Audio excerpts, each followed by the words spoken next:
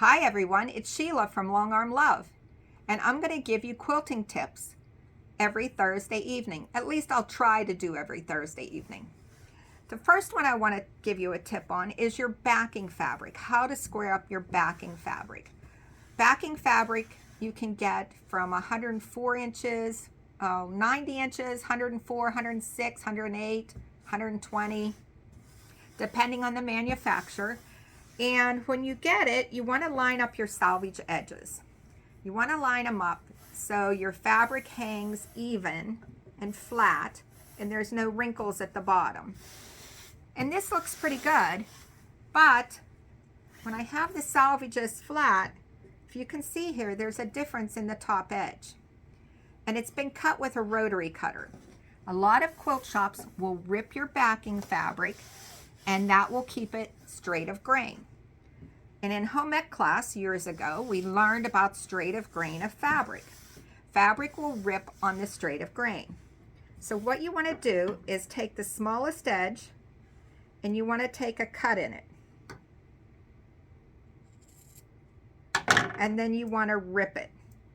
And it will rip on straight of grain. If I can get it to start ripping, there we go. My hands are bad, but they eventually work. And as I rip, it came to where it's short again. So I need to cut a little bit more off the edge of it. So I'll go over about 1 inch and start ripping it. And you rip, and you rip, and you rip, and rip all the way around. And if you look at this, I already cut this off, ripped this off. That was not straight of grain. But you can see that it started out, this was the edge of the fabric.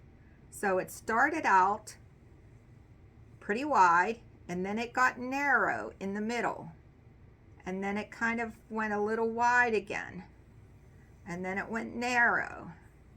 And here's where I ripped off that piece. And this section here where I ripped is pretty straight because both sides of it were ripped.